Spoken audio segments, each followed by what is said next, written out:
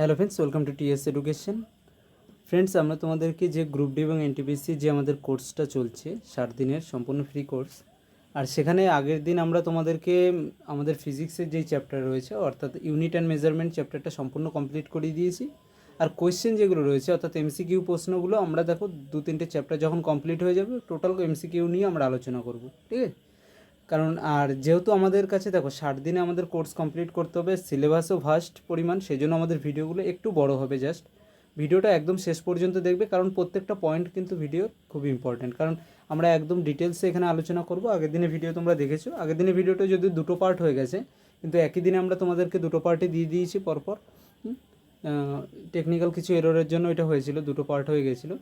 তো আজকে দেখো, আজকে আমরা যেটা নিয়ে আলোচনা করব, আজকে 3 নম্বর আমাদের ডে, আর এই 3 নম্বর ডেতে আমরা আলোচনা করব দূরত্ব, সরণ, বেগ, দ্রুতি, ত্বরণ আর মন্দন। সম্পূর্ণ ডিটেলসে এগুলো বলবো, যদিও আমাদের চ্যানেলে এর আগে আমরা অলরেডি এর উপরে ক্লাস তোমাদেরকে দিয়েছি। সেখানে ডিটেলসে আলোচনা করেছি যে দূরত্ব কী, সরণ কী, এদের কী ধরনের নিউমেরিক্যাল আসে, অবজেক্টিভ প্রশ্ন, সব কিছু আমরা এখানে আলোচনা করেছি, এমসিকিউ।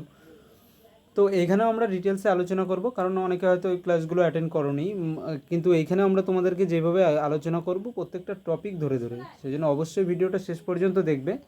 আর দেখো যে আমাদের কখন কখন কোন কোন ক্লাস রয়েছে, সেই ক্লাসগুলো কিন্তু একদম কেউ মিস করবে না, কারণ ক্লাসগুলো যখন রয়েছে সেই ক্লাসগুলো পরপর, একটা ক্লাস মিস করলে কিন্তু দেখো আমরা বলেছি তোমাদের 60 দিনে সম্পূর্ণ কোর্স কমপ্লিট করাবো, একটা ক্লাসও মিস করলে কিন্তু তোমাদেরই প্রবলেম। তো দেখো আমাদের ক্লাসগুলো তোমরা এই অনুযায়ী ক্লাসগুলো অ্যাটেন্ড করে নেবে। আর যারা এখনও পর্যন্ত আমাদের চ্যানেলটাকে সাবস্ক্রাইব করোনি অবশ্যই সাবস্ক্রাইব করে নেবে, আর ভিডিওগুলোকে শেয়ার করো এবং লাইক করো। হ্যাঁ, শেয়ার এবং লাইক করো। দেখো আগের দিনের ভিডিওতে আমরা তোমাদেরকে বলেছি প্রত্যেক দিনের ভিডিওতে একটা করে তোমাদেরকে আমরা টার্গেট রাখবো, সেই টার্গেট অনুযায়ী কিন্তু তোমরা ততগুলো লাইক কমপ্লিট করবে, কারণ এইটা আমরা তোমাদের কাছে এইটুকু আমরা আশা রাখছি। হ্যাঁ, তো চলো আজকে আমরা যেটা নিয়ে আলোচনা করব, ফার্স্ট আজকে আমরা প্রথম যেটা নিয়ে আলোচনা করব সেটা হলো কি আমাদের দূরত্ব। আমাদের দূরত্ব বা ডিস্টেন্স, যেটাকে আমরা বলে থাকি দূরত্ব বা ডিস্টেন্স।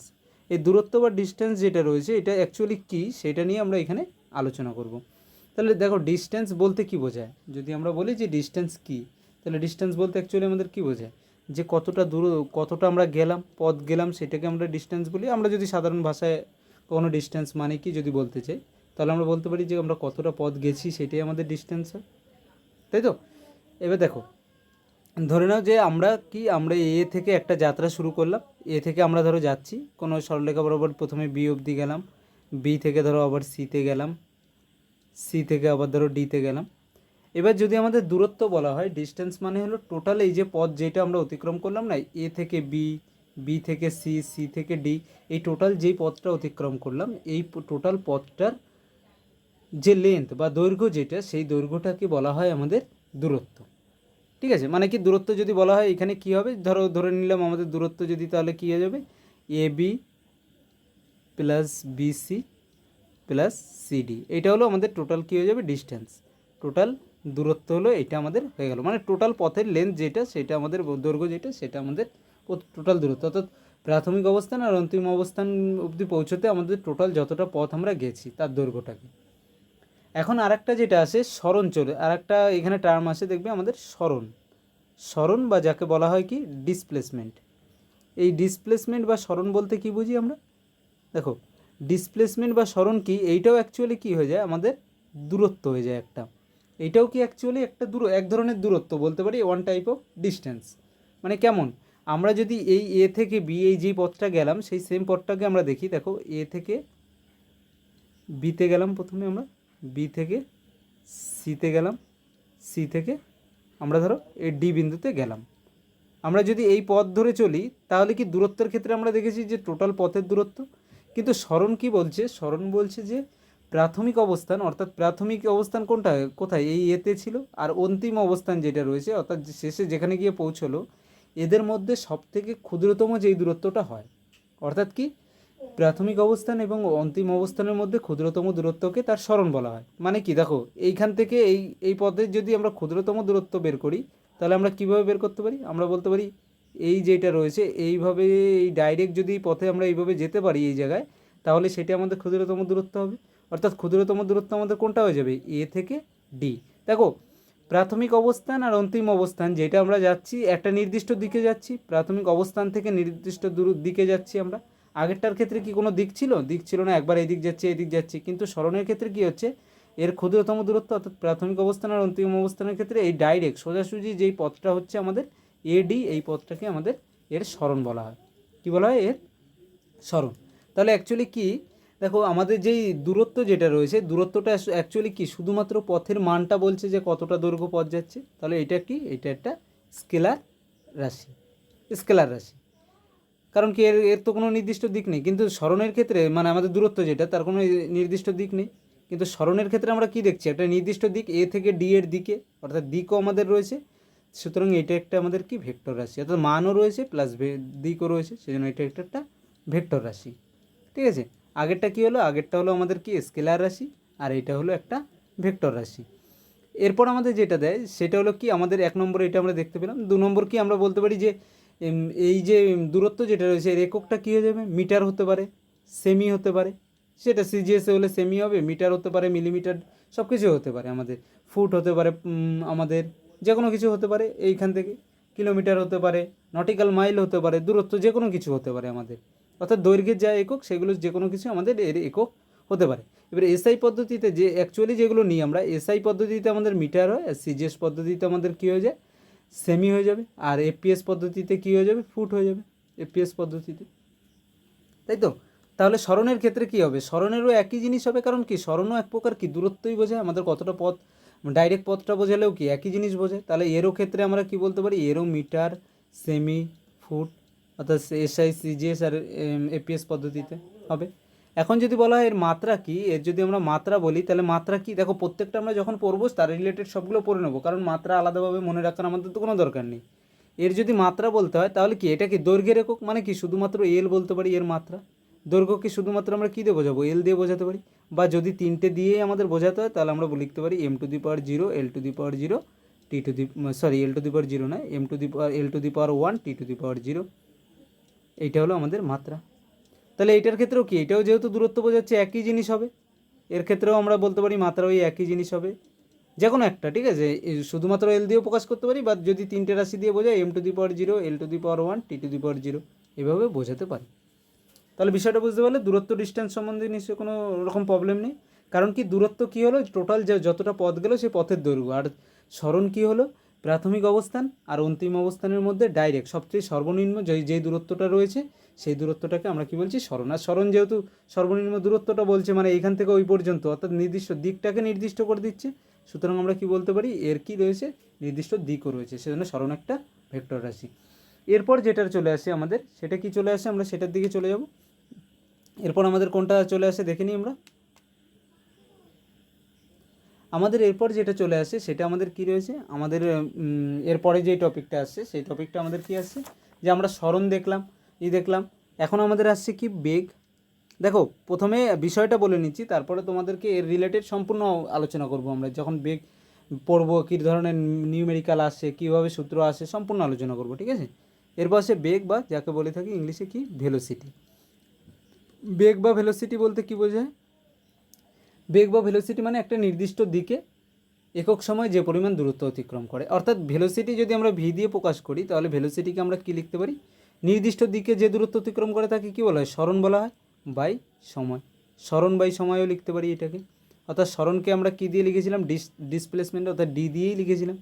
তাহলে এটা কী হয়ে যাবে, ডি বাই টি, এটা লিখতে পারি আমরা ভেলোসিটি।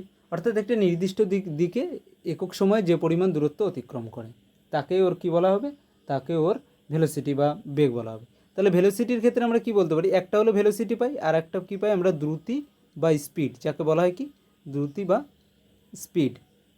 দেখো দ্রুতি আর স্পিড আর ভেলোসিটি এর মধ্যে পার্থক্য কী, অর্থাৎ স্পিড আর ভেলোসিটির মধ্যে পার্থক্য কী সেটা জানতে হবে। দেখো স্পিড বলতে বোঝায় কি, যে দূরত্ব বাই সময়, দূরত্ব বাই সময়, এটা হলো কি স্পিড। স্পিডকেও আমরা ভি দিয়েই লিখবো। দেখো এস দিয়েও প্রকাশ করা যায়, ভি দিয়েও করা যায়, আমরা ভি দিয়েই লিখবো। ঠিক আছে, দূরত্ব বাই সময়। দেখো এইটা হলো কি ছিল, সরণ বাই সময়, সরণ বাই সময়, আর এটা ছিল দূরত্ব বাই সময়। যেহেতু একটা নির্দিষ্ট দিকে যে দূরত্ব অতিক্রম করে সেটা কি, সরণ অ্যাকচুয়ালি। কারণ কি, একটা সরণের তো নির্দিষ্ট দিক রয়েছে, আর সরণ নির্দিষ্ট দিকেই হয়, সেই জন্য একটা নির্দিষ্ট দিকে যে দূরত্ব অতিক্রম করে একক সময় তাকে ভেলোসিটি বলা হচ্ছে, মানে সরণ বাই সময় বলতে পারি, আর দূরত্বকে আর দ্রুতিকে বলতে পারি দূরত্ব বাই সময়। এবার যেহেতু দেখো এখানে সরণটা কি, সরণ আমরা আগে কী বললাম, এটা একটা স্কেলার রাশি, সুতরাং কী বলতে পারি, ভেক্টরও কি একটা নির্দিষ্ট দিক বলেই দিচ্ছে বারবার যে একটা নির্দিষ্ট দিক, সুতরাং এটাও একটা কী হয়ে যাবে, ভেলোসিটি একটা ভেক্টর রাশি। ঠিক আছে, ভেক্টর কোয়ান্টিটি বা ভেক্টর রাশি যা কিছু বলো।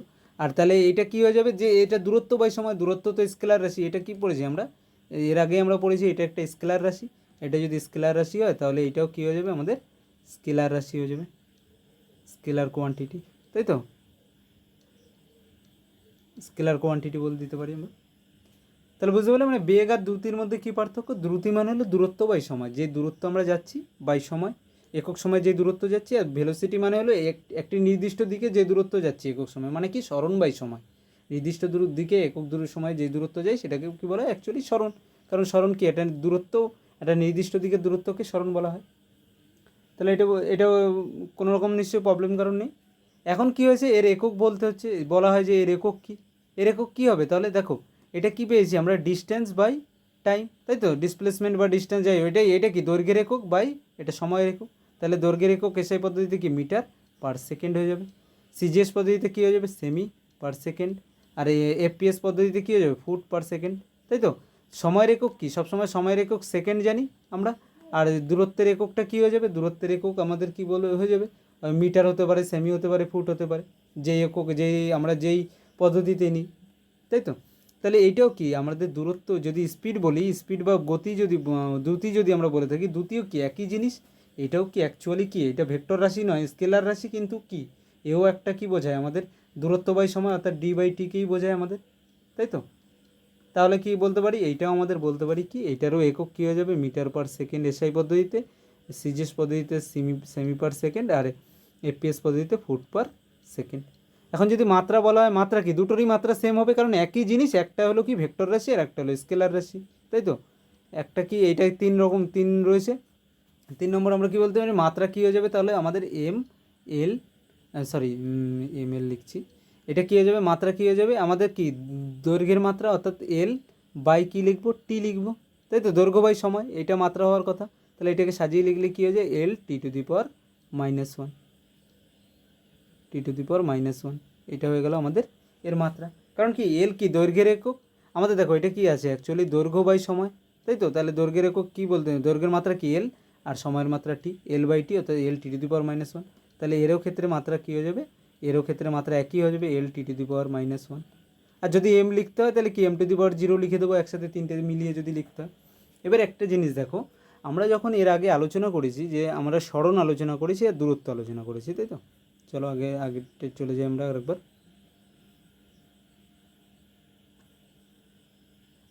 দেখো এর আগে আমরা যেটা আলোচনা করেছি, এই যে আমাদের দূরত্ব যেটা রয়েছে, দূরত্ব কি আমরা কি দূরত্ব কখনো কি শূন্য হতে পারে, কারণ একটা নির্দিষ্ট দিকে যখন যাচ্ছি তখন কি কিছু না কিছু পথ যাচ্ছি আমরা, যখন দূরত্ব নির্দিষ্ট দিকে বলছি, আমরা যখন যাচ্ছি কোথাও, সে পথের দৈর্ঘ্য নিশ্চয়ই শূন্য হতে পারে না, কারণ কি আমরা কিছুটা গেলেই কি দৈর্ঘ্যটা আমাদের হয়ে যাবে, তাহলে কি এ শূন্য হতে পারে না, কখনো দৈর্ঘ্য শূন্য হতে পারে না, নেগেটিভ হতে পারে না, নেগেটিভও হতে পারে না, কিন্তু সবসময় কী হয়ে যাবে, এটা পজিটিভ হয়ে যাবে, হ্যাঁ এইটাই হবে সবসময়, কারণ দৈর্ঘ্য কি কোনো সময় নেগেটিভ বা শূন্য হতে পারে না, দৈর্ঘ্য হতে পারে কি, কারণ আমরা যেটুকু দূরত্ব যাব সেইটা কী হতে পারে, সেটা আমাদের বলতে পারি কি শূন্য হতে পারে, আমরা কি বলতে পারি দৈর্ঘ্য যেটা হচ্ছে সেটা আমাদের শূন্য হতে পারে, কিন্তু নেগেটিভ হতে পারে কি, কখনো নেগেটিভ হতে পারে না, কারণ কি নেগেটিভ হতে পারে না, শূন্য হতে পারে, যদি আমরা কোনো দূরত্ব গেলামই না তাহলে কী হয়ে যাবে আমাদের শূন্য হতে পারে, আর কি পজিটিভ অলওয়েজ হবে, কারণ কি যেহেতু দৈর্ঘ্য পজিটিভ হতে পারে বা শূন্য হতে পারে, যদি কোনো দৈর্ঘ্যই না থাকে তাহলে কী হয়ে যাবে,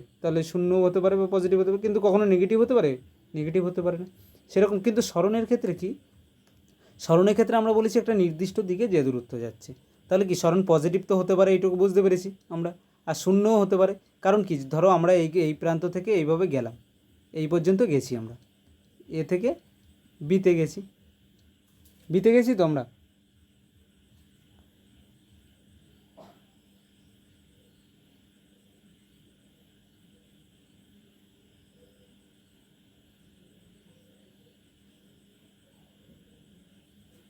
বিতে গেলাম, এখন ধরো আমরা এই বি থেকে আবার যদি এ বিন্দুতে টোটাল চলে আসি, তাহলে কি আবার দেখো তো আমাদের টোটাল যেই সরণটা হলো সেই সরণটা কী হয়ে যাবে, সরণ টোটাল সরণটা আমাদের কত হয়ে যাবে, শূন্য হয়ে যাবে। কারণ কি সরণ মানে হলো প্রাথমিক এবং অন্তিম অবস্থান যেটা রয়েছে তার মধ্যে দৈর্ঘ্য। তাহলে প্রাথমিক আর অন্তিম অবস্থানের মধ্যে দৈর্ঘ্যটা কত, একবার এ থেকে বিতে গেল, আবার বি থেকে আবার এতে চলে আসলো। তার মানে কি প্রাথমিক আর অন্তিম অবস্থান দুটোই একই জায়গা, তার মানে কি সরণ শূন্য হতে পারে। পজিটিভ তো হতেই পারে আমরা জানি। এখন নেগেটিভ হতে পারে কি, হ্যাঁ অবশ্যই হতে পারে। ধরো এই এ থেকে যাত্রা শুরু করলো, এই দিকেই যাচ্ছে, আবার এসে ধরো এইখানে এই সি বিন্দুতে চলে এলো উল্টো দিকে এসে। তার মানে কি, তার মানে ওর নির্দিষ্ট দিকটা কোন দিকটি ছিল, এই দিকটা ছিল ওর নির্দিষ্ট দিক, কিন্তু এখন উল্টো দিকে চলে এসছে। মানে কি উল্টো দিকে আসা মানে কি নেগেটিভ হতে পারে। কারণ এখন যদি বলা হয় যে ধরো এইটা পূর্ব দিকে সে যাচ্ছিল, পূর্ব দিকে যাচ্ছিল, তাহলে এর সরণ ধরো আমি যখন মাপবো, যখনই পশ্চিম দিক হয়ে যাবে তখন কি উল্টো দিকে বলতে গেলে আমাকে কি বলতে হবে, যে এর সরণ এই উল্টো দিকে যদি এইটুকু 10 হয়, তাহলে আমার বলতে হবে এর সরণ কি পশ্চিম দিকে 10, মানে কি উল্টো দিকে, যেহেতু দিক বলতে হবে সরণের ক্ষেত্রে, সুতরাং নেগেটিভ হতে পারে। অর্থাৎ আমরা কি বলতে পারি যে এর সরণ কি শূন্য হতে পারে, পজিটিভ হতে পারে এবং নেগেটিভও হতে পারে। কারণ কি কেউ ধরো যেই স্থান থেকে যাত্রা শুরু করেছে সেই স্থান থেকে এক স্থানে গিয়ে নির্দিষ্ট দিকে আবার ব্যাক করে সেই স্থান টপকে উল্টো দিকে চলে গেল, তখন কী হয়ে যাবে, সরণ সেই জন্য নেগেটিভ হয়ে যাবে, তাই তো। এবার কেন এইটা আমরা আলোচনা করলাম সেটা চলো দেখে নিই। এবার দেখো তাহলে তাহলে কি সরণ অ্যাকচুয়ালি কি আমাদের কি ভেলোসিটির ক্ষেত্রে প্রযোজ্য, তাই তো, সরণ বাই সময়। সুতরাং ভেলোসিটির ক্ষেত্রেও আমাদের কি একই জিনিস হবে, শূন্য হতে পারে ভেলোসিটি, অবশ্যই পজিটিভ হতে পারে, হ্যাঁ। আর যেহেতু সরণ নেগেটিভ হতে পারে মানে কি ভেলোসিটিও নেগেটিভ হতে পারে, কারণ ভেলোসিটি ইজ ইকুয়াল টু কি সরণ বাই সময়, তাই তো। তাহলে কী হয়ে গেল, পজিটিভ, জিরো, শূন্য, তিনটেই হতে পারে। কিন্তু এইটার ক্ষেত্রে দুটি কী হতে পারে, শূন্য হতে পারে, পজিটিভ হতে পারে, কিন্তু নেগেটিভ হতে পারে কি কখনো, কখনোই হতে পারে না। কারণ কি আমরা কী বলে দেখেছি, দূরত্ব কখনোই নেগেটিভ হতে পারে না, এটা আগেই দেখে নিয়েছি, দূরত্ব নেগেটিভ হতে পারে না। সেই জন্য আমাদের কি বলছি যে আমাদের দ্রুতি বা স্পিড, কারণ দূরত্ব বাই সময়, এটা কখনো নেগেটিভ হতে পারে না। তাহলে বিষয়টা বুঝতে পারলে। এবার দেখো, এইবার হলো আমাদের যে বিষয়টা জানা দরকার খুব, সেটা হলো কি যে এইগুলো তো জাস্ট বোঝার বিষয় যে কি হতে পারে। দেখো এক্সামে কিন্তু এরকম প্রশ্ন জিজ্ঞেস করে যে কোনো বস্তুর সরণ কি নেগেটিভ হতে পারে, হ্যাঁ না, বা এরকম করে তোমাদের প্রশ্ন দিতে পারে, ঠিক আছে, যে সরণ কী হতে পারে, পজিটিভ, নেগেটিভ, কোনোটিই নয়, এই রকম তোমাদের প্রশ্ন দিতে পারে। আমরা অপশান যখন তোমাদের মাল্টিপল চয়েস করব একদম ডিটেলসে করব, সব কোনো রকম বাদ দেবো না, সব ধরনের প্রশ্ন তোমাদেরকে এখানে করাবো। তো দেখো এরপর আমাদের যেটা রয়েছে সেটা হলো কি গড় দ্রুতি। এইটা কিন্তু ইম্পর্টেন্ট, এইটা মনে রাখবে, গড় দ্রুতি হলো আমাদের ইম্পর্টেন্ট, বা অ্যাভারেজ স্পিড যেটা বলতে পারি, অ্যাভারেজ স্পিড যেটা রয়েছে সেটা নিয়ে আলোচনা করব। এইটা ইম্পর্টেন্ট কারণ এখান থেকে কিন্তু প্রশ্ন এক্সামে আসবে। এবারে দেখো যদি বলা হয় গড় দ্রুতি কাকে বলে, তার মানে কি বলতে পারি, আমরা যে টোটাল যে পরিমাণ দূরত্ব গেল গড় দ্রুতি যদি বলি, তাহলে টোটাল ডিস্টেন্স বা মোট দূরত্ব যেটাকে আমরা বলে থাকি মোট দূরত্ব বাই কী বলতে পারি, মোট দূরত্ব বাই মোট সময়, মানে ওই পথ যেতে মোট যে সময় নিয়েছে আর মোট দূরত্ব যেটা কোনো পথের, অর্থাৎ কোনো একটা বস্তু যতটা দূরত্ব গেল, মোট দূরত্ব বাই মোট সময় যতটা টাইম নিল। কেমন ধরো কথার কথা, কোনো একটা বস্তু যদি এখান থেকে এই প্রান্তে যায়, এ থেকে ধরো আগে এই অপশানটাই আমরা নিয়ে নিই, এ থেকে বিতে গেল, বি থেকে সিতে গেল, সি থেকে ডিতে গেল। এবার সময় কত নিল, এখানে ধরো T1 সময় নিয়েছে, পরে T2 সময় নিয়েছে, এখানে T3 সময় নিয়েছে। আর এই দূরত্বটা ধরো আমরা বলে নিই এটা হলো এ, এইটা হলো বি, এইটা হলো সি, এই দূরত্বটাকে আমরা জাস্ট ধরেছি। ধরো না হলে ধরে নাও এটা A1, এটা B1 আর এটা হলো C1। তাহলে আমরা কি বলতে পারি, এর যে গড় দ্রুতি সেটা কী হয়ে যাবে, টোটাল পথ দূরত্ব অর্থাৎ A1 plus B1 plus C1 by total সময় যেটা নিয়েছে T1 plus T2 plus T3 ওই পথে যেতে। এইটা কি হয়ে গেল, এইটা হয়ে গেল এর গড় দ্রুতি। বুঝতে পারলে যে বিষয়টা কী করে এলো, যে মানে মোট দূরত্ব কত, এই A1 গেছে, এখানে বি মিটার, ধরো B1 মিটার গেছে, এখানে C1 মিটার গেছে, তাহলে A1 B1 আর C1 টোটাল হলো বাই সময় কত, প্রথমে T1 সময় নিয়েছে, পরে এইটুকু যেতে T2 সময় নিয়েছে, এটুকু T3, তাহলে টোটাল সময়টা কত T1 plus T2 plus T3, এটা হয়ে গেল, তাই তো। এরপর যেটা আসছে দেখো, এটা কী হয়ে গেল আমাদের গড় দ্রুতি, আমরা যদি বলি তাহলে আমাদের গড় দ্রুতি হয়ে গেল। এইবারে দেখো এক্সামে কী ধরনের প্রশ্ন আসবে সেইটা আমাদের এইবার জানা দরকার। আর বিষয়টা একবার বুঝে গেলে দেখবে এক্সামে কোনো রকম তোমাদের প্রবলেম হবে না।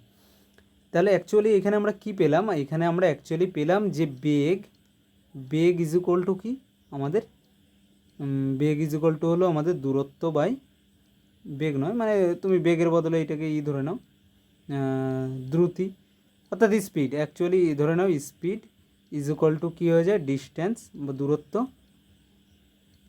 বাই সময়, তাই তো? এইটা হয়। অর্থাৎ আমরা কি বলতে পারি, ভি ইজ ইকুয়াল টু কী হয়ে যায় আমাদের এস বাই টি। এস মানে ডিস্ট্যান্সকে আমরা এস ধরলাম, ঠিক আছে, এটাকে এস ধরে নিলাম, জাস্ট বোঝার জন্য আমরা এটাকে এস ধরে নিলাম। হ্যাঁ, ডিস্ট্যান্স মানে কি এস ধরে নিলাম, আর টাইমকে টি ধরলাম, আর ভেলোসিটি স্পিডকে কী ধরলাম, ভি ধরলাম। তাহলে আমরা কি বলতে পারি, ভি সমান এস বাই টি, এটা বলতে পারি, দূরত্ব বাই সময়, তাই তো? দেখো এস কিন্তু এখানে স্পিড নয়, এস হলো আমরা ডিস্ট্যান্সকে ধরেছি, যা তো কিছু ধরতে পারি, আমরা ABCD যা ইচ্ছে ধরে নিতে পারি। এবার যেটা যে তোমাকে ধরো বলা হলো যে কোনো একটা বস্তু আমাদের এই প্রান্ত থেকে ধরো ধরো এই এই এই এ বিন্দুতে রয়েছে, সেই এ বিন্দু থেকে ওই বস্তুটা হলো ধরো বি বিন্দুতে যাবে, ঠিক আছে? এই এ বিন্দু থেকে ধরো ওই বস্তুটা বি বিন্দুতে যাবে, এখানে এ বিন্দুতে রয়েছে, এখান থেকে বি বিন্দুতে যাবে। এখন তোমাকে বলা হলো যে এই যে যখন যাচ্ছে বস্তুটা প্রথম যাওয়ার সময় এই ডিস্টেন্সটা টোটাল ধরে নাও এক্স দূরত্ব ধরে নাও। এবারে এক্স দূরত্ব যখন গেল, এর বেগ হলো ধরে নাও এর বেগ হলো V1। আবার কি করলো, এই বি থেকে এতে চলে আসলো, তাহলে এটা কী হয়ে যাবে, V2 হয়ে যাবে। V2 বেগে ধরো চলে এলো, অর্থাৎ V1 বেগে গেল, V2 বেগে চলে আসলো। তোমাকে এইটুকু দেওয়া রয়েছে যে দূরত্ব কিছু দেওয়া নেই, শুধু বলা হলো যে কোনো একটার ক্ষেত্রে যে এ থেকে বি বিন্দুতে যেতে আমাদের, এটা দেখো, এটা মনে রাখো, এটা ম্যাথের ক্ষেত্রেও কিন্তু খুব কাজে লাগবে, যে V1 বেগে গেল আর V2 বেগে এলো, তাহলে তোমাকে বলা হলো তাহলে এর গড় দ্রুতি কত বা গড় স্পিড কত, ঠিক আছে, গড় দ্রুতি তোমাকে বের করতে দেওয়া হলো। তাহলে কি করে করবে? তাহলে প্রথমে আমাদের কাজ কি দেখো, আমি ধরে নিলাম যে এই টোটাল পথ যেটা রয়েছে, এই টোটাল পথটা আমি ধরে নিতে পারি যে টোটাল পথ এক্স পথ, আর যে যাওয়ার সময় ধরে নিলাম T1 সময় নিচ্ছে, আসার সময় T2 সময় নিচ্ছে, এটা বলতে পারি আমরা। তাহলে যদি এইটা আমরা বলতে পারি, তাহলে আমরা এখানে কি বলতে পারবো, যে আমাদের এইখানে যেটা রয়েছে যে যাওয়ার সময় কি, যাওয়ার সময় T1 সময় নিয়েছে, আসার সময় T2 সময় নিয়েছে, টোটাল পথটা এক্স। অর্থাৎ যাওয়ার সময় কতটা, আমরা দ্রুতি ইজ ইকুয়াল টু কী জানি, গড় দ্রুতি যদি বলে মোট পথ, মোট দূরত্ব বা মোট পথ বাই মোট সময়, এটা আমরা শিখেছি, মোট সময়, তাই তো? এটা মোট সময়। তাহলে মোট পথ ইজ ইকুয়াল টু কত, যাওয়ার সময় এক্স পথ গেল, আসার সময় এক্স পথ এলো, তাই তো? টোটাল এ থেকে বি যদি আমাদের টোটাল দূরত্বটা যদি এ থেকে বি এর আমাদের এই এ থেকে বি যদি আমাদের এক্স পথ হয়, তাহলে বি থেকে এ মানে কি আবার এক্স হবে, তাহলে টোটাল কত, এক্স পথ গেল এবং এক্স পথ এলো, 2x পথ টোটাল যাতায়াত করলো। বাই কি সময় কি, যাওয়ার সময় T1 আর আসার সময় T2, এটা হয়েছে। কিন্তু আমরা এই T1 T2 এর কি মান জানি, আমরা জানি না, আমাদের এক্সেরও মান জানি না, তাহলে আমাদের উপরে কী হলো, উপরে এলো 2x বাই T1 কি লিখতে পারি, দেখো এইখানে আমরা কি দেখেছি, আমরা দেখেছি ভি সমান হলো আমাদের কি হয়ে যায়, ভি সমান হয়ে যায় আমাদের এস বাই টি। তাহলে আমরা টি ইজ ইকুয়াল টু কী লিখতে পারি, এখান থেকে টি ইজ ইকুয়াল টু আমরা লিখতে পারি কি এস বাই ভি, এটা লিখতে পারি। ভি যদি আমাদের ভি যেটা রয়েছে, ভি যদি আমাদের এস বাই টি হয়, তাহলে T is equal to S by V হয়। তাহলে এইখানে টি এর জায়গায় কী লিখতে পারি, আমাদের যাওয়ার সময় যেটা রয়েছে সেটা কত, V1 এস, সরি, যাওয়ার পথে দূরত্ব কত এক্স, বাই কি বেগ কত ছিল V1 by T2 is equal to কি আসার সময় পথ কত এক্স, মানে ডিস্টেন্স বাই কী লিখবো, আমাদের বেগ, তাহলে V2, তাই তো? এইটা যদি আমরা সলভ করি, তাহলে সলভ করলে আমাদের কত চলে আসে, দেখো তো, আমি উপরের দিকে করছি, ঠিক আছে, এটা কত হয়েছে আমাদের, দেখো তো, উপরে 2x বাই আমাদের নিচে কত চলে আসে, এটা দিয়ে x কমন গেলে নিচে চলে আসে আমাদের V1 V2, এখানে x কমন নাও, V1 প্লাস V2, এটা হলো x আর x কেটে গেল, আর এই V1 V2 উপরে চলে গেল, ঠিক আছে, উপরে গিয়ে আমাদের চলে আসবে কত, 2V1 V2 by V1 plus V2, এইটা চলে এলো। অর্থাৎ যে ফর্মুলাটা আমাদের তৈরি হলো গড় দ্রুতির ক্ষেত্রে, যখন আমাদের নির্দিষ্ট একটা দিক দিয়ে দেবে না, যে নির্দিষ্ট দিক দিয়ে দিল,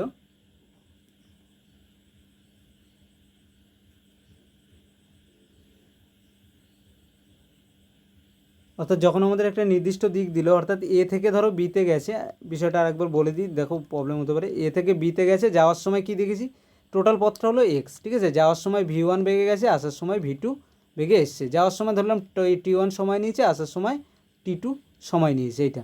তাহলে আমরা গড় দ্রুতি যেটা দেখলাম, গড় দ্রুতি যেটা হলো আমাদের, গড় দ্রুতি কত হলো, এটা সলভ করে আমাদের যে গড় দ্রুতি ইজ ইকুয়াল টু কী হয়েছিল, যাওয়ার সময় এক্স পথ, আসার সময় এক্স পথ, যাওয়ার সময় T1, আসার সময় T2, তাহলে এক্স কত হয়ে গেছিলো, 2x হয়ে গেছিলো, আর T1 ইজ ইকুয়াল টু আমরা কী লিখেছিলাম, T1 ইজ ইকুয়াল টু আমাদের কী হয়েছিল, যে T one is equal to X by যাওয়ার সময় এক্স বাই কি ভি ওয়ান, তাহলে টি ওয়ান লিখতে পারি। কারণ কি আমরা V one is equal to কী লিখতে পারি, এক্স বাই টি ওয়ান, অর্থাৎ ভেলোসিটি আমাদের যে বেগ যেটা রয়েছে, বেগ ইজ ইকুয়াল টু দূরত্ব বাই সময়, সেরকম সময় ইজ ইকুয়াল টু দূরত্ব বাই বেগ লিখতে পারি ওই সূত্রটাকে। তাহলে এইটা এক্স বাই ভি টু, আর এইটা যদি আমরা সলভ করি আমাদের কত চলে আসে, two V one V two by V one plus V two.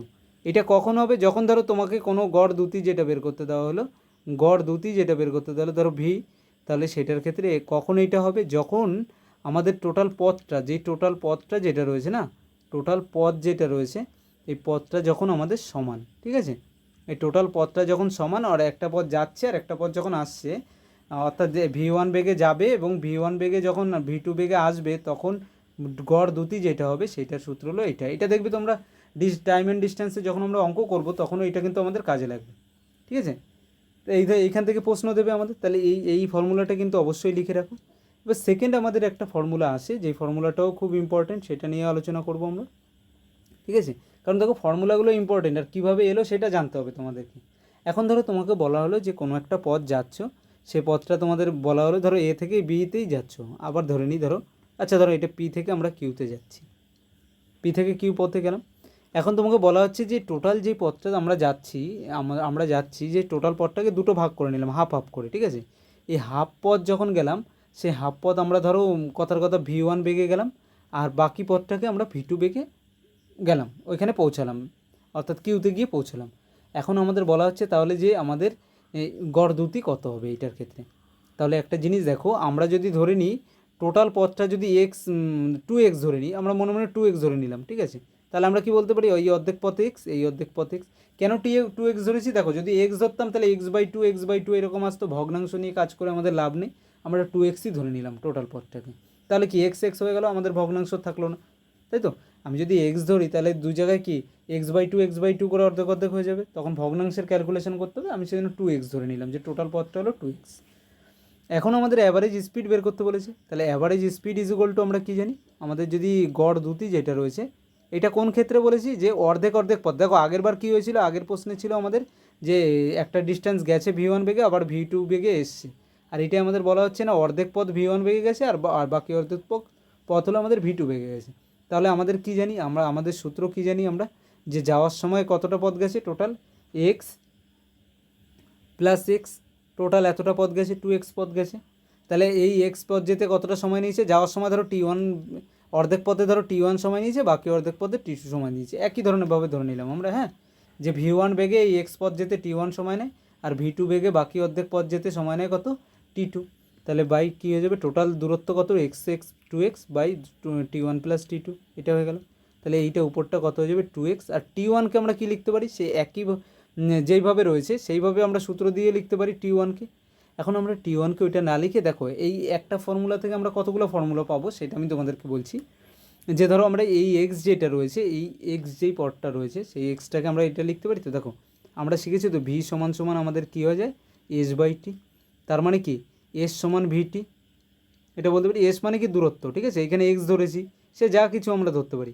তাহলে আমরা কি বলতে পারি, তাহলে আমাদের যদি এই প্রথম পথে যদি সময় কত নিয়েছে টি1, তাহলে প্রথম পথের জন্য আমাদের কি বলতে পারি, এই যেই দূরত্বটা যাবে,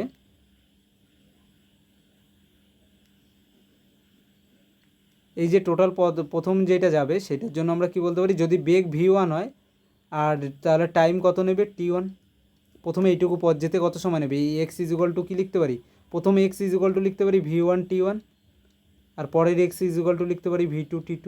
কারণ কি, কারণ আমরা কি জানি দূরত্ব ইজ ইকুয়াল টু, তাহলে কী হয়ে যাবে, ভেলোসিটি অর্থাৎ বেগ ইন্টু সময়, তাই তো, বেগ ইন্টু সময়। তার মানে আমরা কি v1 v2, আর পরের এক্স যেতে কত সময় নেবে, দেখো এই এক্স যেতে কতটা সময় নেবে v2 টি2, তাহলে v2 আর টি2 বাই নিচে কত সময় রয়েছে টি1 প্লাস টি2, এটা রয়েছে। এবার দেখো আমাদের এইটা তো ফর্মুলা চলে আসলো। এখন আমাদের কয়েকটা আমরা এখানে কাজ করব, যে আমাদের যদি টোটাল সময় যেটা রয়েছে না, যে অর্ধেক পথ যেতে টি1 আর টি2 ইজ ইকুয়াল টু টি ধরে নিলাম, অর্থাৎ কি ধরে নিলাম যে অর্ধেক পথ যখন গেছে এই টি1 ইজ ইকুয়াল টু টি2, অর্থাৎ এটাও যদি 10 মিনিট লাগে এটাও 10 মিনিট লেগেছে, অর্থাৎ টি1 আর টি2 সমান। অর্থাৎ টি1 টি2 যদি দুটো সমান হয়ে যায় তাহলে আমরা কি বলতে পারি, যে এইখান থেকে তাহলে কি টি1 টি2 ইজ ইকুয়াল টু টি ধরে নিলাম, তাহলে এখানে কি থাকে v1 টি প্লাস এটা কত থাকে v2t বাই নিচে কী হয়ে যাবে 2t। দেখো কোথা থেকে এলো এই t1 আর t2 তো সমান, আমরা দুটোই তার মানে কি ধরে নিলাম t1 আর t2 ইজ ইকুয়াল টু কি t, এটা আমরা জাস্ট ধরে নিলাম, কারণ কি দুটোই তো সমান যদি বলে, 1 নম্বর অপশান যদি বলে, ঠিক আছে, এটা যদি এটা হয় তাহলে এখান থেকে কি হয়ে যায় আমাদের v1 প্লাস v2 কমন নিয়ে নাও বাই নিচে 2t লেখো, আর এই উপরে কী হয়ে যাবে t কেটে যায়, অর্থাৎ v1 plus v2 is by t 2। এটা কখন, যখন যেই দূরত্বটা যাচ্ছে যদি মানে নির্দিষ্ট সময় মানে বলতে পারি যে সমান সময়ে যদি সমান দূরত্ব অতিক্রম করে, তখন আমরা বলতে পারি তাহলে তার ক্ষেত্রে গড় দুটি হবে কি v1 প্লাস v2 বাই 2, ঠিক আছে। অর্থাৎ কি দুটো বেগের অর্ধেক যোগ করে অর্ধেক করে দিলে সেটা আমাদের কি হয়ে যাবে, সেটা আমাদের হয়ে যাবে কখন, যখন হলো আমরা বলতে পারি যে সমান সময় সমান দূরত্ব অতিক্রম করবে। কারণ কি এই v1 আর v2 যেটা রয়েছে আমরা কি বলতে পারি সমান সময় সমান দূরত্ব যাচ্ছে, কারণ এইটাও x1 আর এটাও x2, অর্থাৎ যখন সময়টা সমান হবে তখন আমরা বলতে পারি তাহলে গড় দুটি হবে v1 প্লাস v2 বাই 2। এটা হলো। এখন আরেকটা কী হতে পারে আমাদের, এরকম আরেকটা হতে পারে, এটা তো আমাদের বেগের ক্ষেত্রে হলো। এখন আমাদের হতে পারে যে দুবেলায় যখনই গেল তাহলে প্রত্যেক ক্ষেত্রে যখন যাচ্ছে, ধরো v1 প্লাস v2 এই পথটা আমরা যখন যাচ্ছি, তখন এই ক্ষেত্রে t1 t2 আলাদা হলে আমাদের কী হয়ে যাবে, এইটা আমাদের জেনারেল ফর্মুলা হয়ে যাবে। যখন t1 আর t2 আলাদা, তাই তো, t1 আর t2 যখন আলাদা তখন গড় বেগ ইজ ইকুয়াল টু আমাদের কত হয়েছে v1 t1 plus v2 t2 by t1 plus t2। Just এই সূত্রটা কিন্তু তোমরা জাস্ট মনে রাখতে পারো, এই সূত্র একটা সূত্র দিয়ে যা আমাদের কন্ডিশন বলবে সেই কন্ডিশন আমরা ফুলফিল করব এই একটা সূত্র দিয়ে। যখন বলবে t1 আর t2 হলো সমান, আমরা এটা ইজ ইকুয়াল টু t ধরে নেব, তখন v ইজ ইকুয়াল টু আমাদের কত হয়ে যাবে, তখন আমাদের v ইজ ইকুয়াল টু হয়ে যাবে আমাদের কি যে v1 প্লাস v2 বাই 2। কারণ কি t1 আর t কেটে যাবে, সব t1 t2 সব কমন নিয়ে নেব, t কমন নিয়ে নেব, কেটে যাবে, তাহলে v1 প্লাস v2 এটা হয়ে যাবে। এটা আমাদের এইটা নিয়ে আমাদের কোনো রকম প্রবলেম নেই। এখন আমাদের যদি আবার সেকেন্ডবার যদি এরকম বলে থাকে, ধরো এই সেকেন্ড মানে যেই প্রশ্নটা রয়েছে সেই সেম প্রশ্নে ধরো আমাদের এইভাবে বলা হলো যে যাওয়ার সময় বেগ বলে দিয়েছে v1, আসার সময় বলে দিয়েছে v2, এটুকু বলে দিল, মানে আমরা যে অর্ধেক পথ যাচ্ছি যাওয়ার সময় আর আসার সময় যদি বেগ আমাদের v1 আর v2 যদি সমান হয়ে যায়, v1 আর v2 যদি আমাদের দুটো সমান হয়ে যায়, তাহলে আমাদের কী হয়ে যায় দেখো তো, তাহলে v1 তার v2 is equal two v ধরে নিলাম সেকেন্ড অপশানে, তাহলে v কমন চলে আসে t1 plus t2 by t1 plus t2, অর্থাৎ কেটে গিয়ে আমাদের কত চলে আসে v থেকে যায়। কখন, এটা তখনই হবে যখন v1 আর v2 দুটো সমান বলবে, তখন গড় বেগ কী হয়ে যাবে, দুটো সমান আমরা কী দেখি, দুটো সমান গড় বেগ কী হয়ে যাবে v প্লাস বাই 2, তার মানে কী হয়ে যাবে v হয়ে যাবে, বুঝলে। তো আমাদের ইম্পর্টেন্ট যেটা যে এই ফর্মুলাটা আমরা মনে রাখবো, আমরা তিনটে জিনিস মনে রাখবো, এই ফর্মুলাটা মনে রাখবো, আর এই ফর্মুলাটা মনে রাখবো কখন এই ফর্মুলাটা মনে রাখবো যখন সমান সময়ের ব্যবধানে যাচ্ছে, তখন এই ফর্মুলাটা মনে রাখবো যে v1 প্লাস v2 বাই 2। আর এর আগে আর একটা আমরা ফর্মুলা শিখেছিলাম যে গড় স্পিড কত হয়ে যায় 2v1 v2 by v1 plus v2, যখন একটা নির্দিষ্ট অর্থাৎ v1 বেগে গেল এবং v2 বেগে ফিরে এলো সেই সময়, ঠিক আছে। এই তিনটে ফর্মুলাই কিন্তু আমাদের খুব ইম্পর্টেন্ট। এরপর যেটা আমাদের রয়েছে যে টপিকটা নিয়ে আমরা আলোচনা করব, দেখো কোনো রকম প্রশ্ন যদি তোমাদের থাকে তাহলে তোমরা করতে পারো, আমাদেরকে নিচে কমেন্টে জানাবে, আমরা যখন পরে আলোচনা করব, যখন কোয়েশ্চেন সলভ করব, তখন এগুলো আবার ডিটেলসে বলে দেবো যাদের যা প্রবলেম হবে, ঠিক আছে। এরপর আমাদের একটা চলে আসে, দেখবে আমাদের ইনস্ট্যান্টেনিয়াস ভেলোসিটি, যেটাকে আমরা বলে থাকি কি ইনস্ট্যান্টেনিয়াস ভেলোসিটি, ঠিক আছে।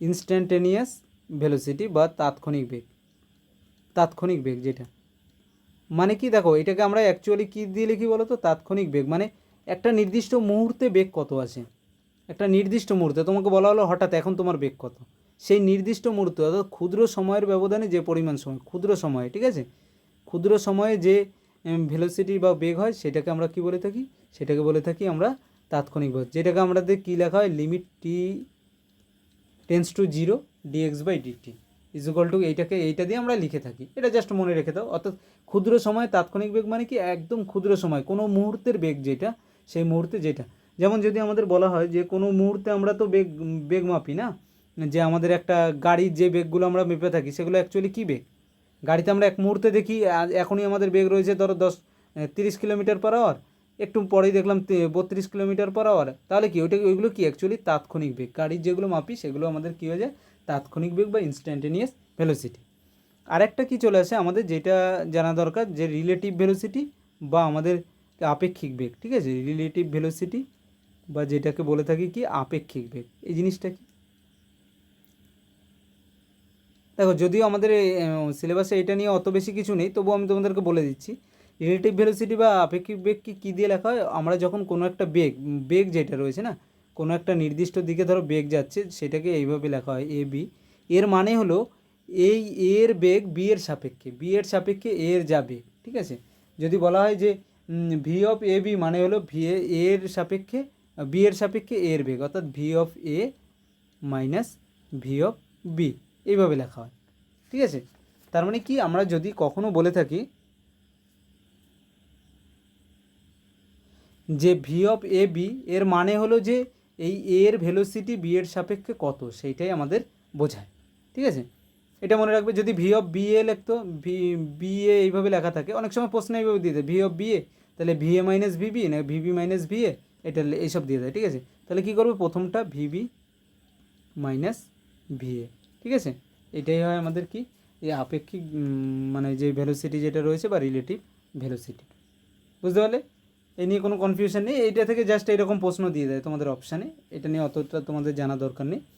আর এগুলো তখনই হয় যখন জয়েন্টের এক্সাম এগুলো দেয়, তখন এইগুলো কাজে লাগে বেশি। এরপর যেটা রয়েছে সেটা আমাদের কি, আমাদের এরপর রয়েছে ত্বরণ বা অ্যাক্সিলারেশন। দেখো, আমি খুব তাড়াতাড়ি এই কারণেই বলছি, যেহেতু এই ক্লাস আমরা কিন্তু অলরেডি করিয়েছি। যদি কারোর কোনো রকম প্রবলেম হয়, আমাদের চ্যানেলে দেখবে অলরেডি এই ক্লাস একদম আলাদা আলাদা করে করানো রয়েছে, সেখানে দেখে নেবে, তাহলে তোমাদের আশা করি কোনো কনফিউশন থাকবে না। ঠিক আছে, আর আমি এখানে যেহেতু দেখো আমাদের টাইম কম, আমাদের একটা মানে আমাদের সিলেবাসটা ভাস্ট পরিমাণ, 60 দিনে আমাদের কমপ্লিট করানোর জন্য আমরা সম্পূর্ণ কোনো কিছু স্কিপ করব না। তোমাদের সম্পূর্ণ বিষয়টাকে তোমাদেরকে আমরা বলে দেবো ঠিকঠাকভাবে, বলছি যেভাবে। তোমরা বিষয়টা হলো যে তোমরা নিজেরা নোট করে নেবে। ঠিক আছে, আমাদের অত লিখতে গেলে কিন্তু ক্লাস কমপ্লিট করানো যাবে না। ঠিক আছে, তো দেখো, ত্বরণ আমাদের রয়েছে অ্যাক্সিলারেশন বা ত্বরণ মানে কি। দেখো, অ্যাকচুয়ালি ত্বরণ মানে কি, আমাদের বলা হয় যে বেগের পরিবর্তন বাই সময়। ঠিক আছে, বেগের পরিবর্তনের হার অ্যাকচুয়ালি। এর মানে কি, এর মানে হলো এই বেগের পরিবর্তনের হার যেটা রয়েছে সেটাই অ্যাকচুয়ালি ত্বরণ। এই ত্বরণ হলো বেগের পরিবর্তনের হার। তার মানে কি, যদি আমাদের বলা হয় কোনো কিছু ত্বরণ বের করতে বা অ্যাক্সিলারেশন বের করতে, এটা অ্যাকচুয়ালি কি, বেগের পরিবর্তন বাই একক সময়ে বেগের যে পরিবর্তন হয়, বেগের পরিবর্তন বাই কী লিখতে পারি, সময়। অর্থাৎ একক সময়ে বেগের যে পরিবর্তন হয় সেটাকে বলা হয় কি, তার অ্যাক্সিলারেশন, যেটাকে আমরা এ দিয়ে জেনারেলি লিখি বা এফ দিয়েও লেখা হয় অনেক সময়। তাহলে এ ইজ ইকুয়াল টু কি, ধরো কোনো একটা বস্তু রয়েছে, এই বস্তুটা এ থেকে ধরো বিতে যাবে। ঠিক আছে, এই বস্তুটার প্রথমে ধরো বেগ ছিল কত, ধরলাম ভি1, পরে বেগ হলো কি বিতে যাওয়ার সময় বেগ হলো ভি2, তাহলে বলা হলো তার ত্বরণ, যেতে টোটাল সময় ধরো টি সময় নিয়েছে। প্রথমে বেগ ছিল কত, ভি1 প্রাথমিক বেগ, অন্তিম বেগ শেষে বি বিন্দুতে গিয়ে বেগ হলো ভি2, আর টোটাল পথটা যেতে তার সময় নিয়েছে টি সময়। তাহলে তার কী হয়ে যাবে, বেগের পরিবর্তন মানে কি, অন্তিম বেগ আমাদের কী লিখতে পারি, দেখো আমি ছোটো করে লিখছি, অন্তিম বেগ মাইনাস কি, প্রাথমিক বেগ। বেগের পরিবর্তন মানে কি, অন্তিম বেগ বাই প্রাথমিক বেগ বাই সময়। ঠিক আছে, তাহলে অন্তিম বেগ মানে কি, শেষে কত বেগ হয়েছিল, বি প্রান্তে গিয়ে দেখো তো বেগ কত হয়েছিল, ভি2 মাইনাস ভি1 বাই, আর প্রথমে কত ছিল, ভি1 বাই টোটাল সময় কত, টি। তাহলে অ্যাক্সিলারেশন ইজ ইকুয়াল টু কী পেলাম, ভি2 মাইনাস ভি1 বাই টি। অর্থাৎ কোনো একটা বস্তু যখন এক জায়গা থেকে আরেক জায়গায় যাচ্ছে, তখন তার বেগ প্রথমে যা ছিল আর শেষে যা ছিল, অর্থাৎ শেষের বেগ মাইনাস প্রথমের বেগ, এই বেগের যে পরিবর্তন যেটা হলো বাই সময়, একক সময়, সেইটাকে আমাদের কি বলা হয়, তার আমাদের ত্বরণ বলা হয়। ঠিক আছে, এটা কি ত্বরণ, অর্থাৎ কি বেগটা কি ধীরে ধীরে, ত্বরণের ক্ষেত্রে বেগ কী হচ্ছে, প্রথমে ধরো 10 মিটার পার সেকেন্ড স্কোয়ার ছিল, 10 মিটার পার সেকেন্ড ছিল বেগ, পরে সেটা হয়েছে 20 মিটার পার সেকেন্ড। ঠিক আছে, তখন সেই ক্ষেত্রে আমাদের কী হলো, এটা ত্বরণ হলো। অর্থাৎ বেগ কিন্তু ধীরে ধীরে বাড়ছে, এটা মনে রাখবে, বেগ ধীরে ধীরে বাড়ছে। এখন বলা হয় মন্দন অ্যাকচুয়ালি কি, আরেকটা জিনিস দেখো, মন্দন ইজ ইকুয়াল টু বলতে পারো মাইনাস অফ ত্বরণ, অর্থাৎ কি, মাইনাস অফ ত্বরণ, অর্থাৎ এই যেই সূত্রটা রয়েছে এই সূত্রটাই হবে, অর্থাৎ এখানে V1 মাইনাস অর্থাৎ বেগের পরিবর্তন বাই সময় সবই ঠিকঠাক আছে, কিন্তু V1 মাইনাস V2/T, কারণ কি মাইনাস অফ ত্বরণ, অর্থাৎ যখন প্রাথমিক বেগটা রয়েছে না ত্বরণের ক্ষেত্রে কী হয়, ত্বরণের ক্ষেত্রে দেখো অন্তিম বেগ V2 কী হয়ে যায় V1 এর থেকে বড়, অর্থাৎ বেগ ধীরে ধীরে বাড়ছে। আর এটার ক্ষেত্রে V1 প্রথমে বেগ বেশি থাকে, যেমন কোনো গাড়ি যখন থামবে তখন কী হয়ে যায়, প্রথমে বেগ বেশি থাকে, তারপরে আস্তে আস্তে কী হয়ে যায়, যখন থামবে তখন আস্তে আস্তে বেগটা কি কমতে থাকে, অর্থাৎ এটা সরি এইদিকে হবে।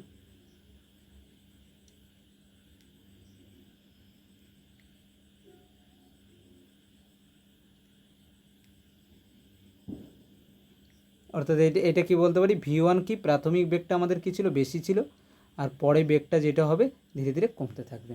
ঠিক আছে, তাহলে কি মাইনাস অফ ত্বরণ, অর্থাৎ যখন কোনো গাড়ি আমরা দাঁড় করাচ্ছি ধীরে ধীরে বেগ কমছে, সেটাকে আমরা কী বলবো, ওই ধরনের ত্বরণটাকে, যেটা ত্বরণে মানে বলতে পারি যে সেই ধরনের ত্বরণকে আমরা কী বলে থাকি, মন্দন বলে থাকি। আর ত্বরণ কখন বলি, যখন বেগ ধীরে ধীরে বাড়ে, অর্থাৎ কখন গাড়ি আমরা স্টার্ট করি, করে ধীরে ধীরে আমরা বেগ বাড়াচ্ছি, সেটা আমাদের কী হচ্ছে, ত্বরণ হচ্ছে।